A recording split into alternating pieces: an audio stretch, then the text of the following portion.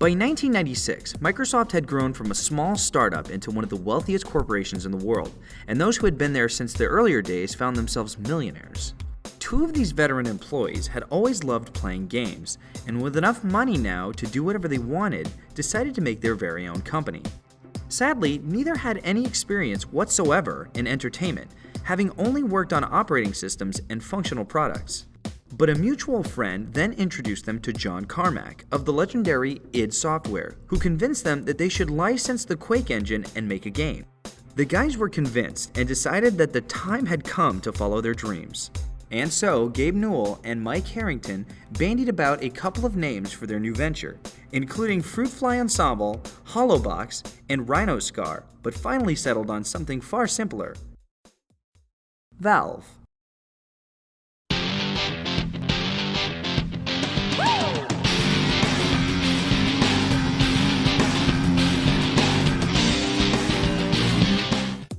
After the Carmack meeting, Newell and Harrington returned to Seattle and started their company, legally signing it into existence on Newell's wedding day. So my motivations in starting a games company really grew out of what motivates me professionally. Most of my motivations are social. I really enjoy working with smart people to build products that have impact on a lot of different people. In 1996, when I was thinking about what my options were, I had a lot of freedom and a lot of choices as to what I could do. I could build a boat and sail around the world or go on vacation. And the thing that I really enjoyed was working in a certain kind of environment, which is what we were able to do at Valve.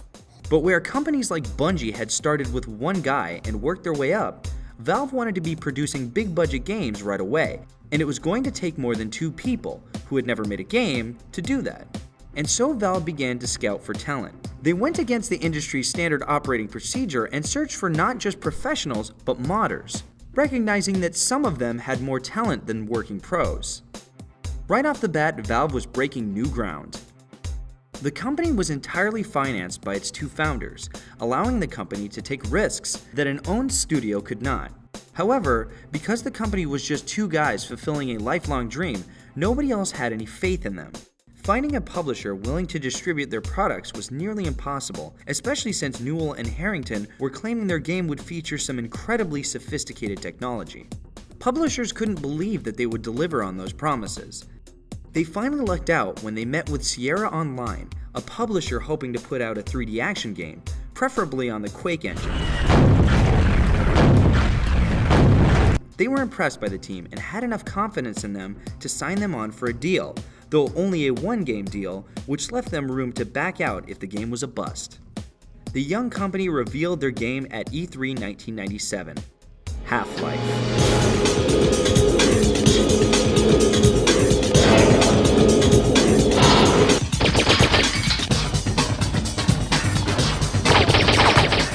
It quickly became the most talked about game of the convention for its advanced technologies and immersive atmosphere. The guys had done it. Valve and Sierra looked to have a hit on their hands. But by the holiday season, when Half-Life was supposed to be released, the team at Valve realized that they didn't have a finished product yet. They were forced to delay the game's release. The problem was that their publisher, Sierra, had already begun their advertising campaign for what was supposed to be their biggest game of the year.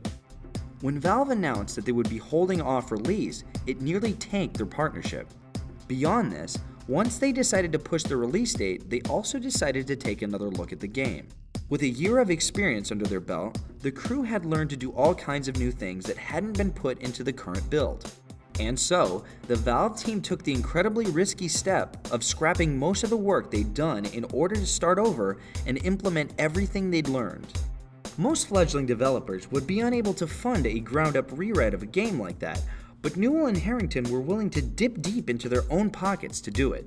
If you ask your typical Valve fan, Valve's products are always late, right? Of the resource, quality, schedule, stool, we're always willing to relax schedule first to make it higher quality at the expense of everything else. Our view is that a product is late for a little while, but a product will suck forever. As they revamped their title, Valve continued to push their release from Spring 98 to Summer 98, to Fall 98, to Thanksgiving 98. But then in September, a leaked demo meant only for manufacturers hit the internet and created a sensation. Half-Life became the breakout game of the year before it had even been released. The hype reached a fever pitch, and Half-Life finally hit shelves in November 1998.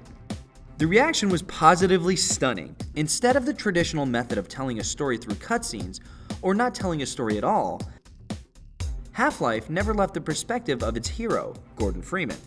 As such, the story was presented in real time, with the player feeling like they were actually involved in it, as opposed to passively watching it. Making heavy use of scripting, the game also had many interesting moments happening around the player, from coworkers being eaten by monsters to catwalks breaking. In particular, sequences like the opening, with a long conversation followed by an experiment gone wrong, almost plays more like an interactive film than a traditional video game. On top of this were the game's bleeding-edge graphics and animations and a sudden twist halfway through the game. Rescued at last! Thank God you're here! All of these combined to make a game, already expected to be a hit, transcend expectations. The freshman company, founded by two guys with no entertainment experience whatsoever, made what was to be the biggest game of the year, which would eventually go on to be one of the most legendary video games of all time. To this day, it remains one of the best-selling games in history, all the more impressive considering how much larger the gaming market is now than in 1998. With all the dizzying success, everyone wanted to know when they would see a sequel. But they were to find that the immediate future of Half-Life wouldn't come from Valve, but from the gamers themselves. Tune in next time to watch Half-Life take on a life all its own.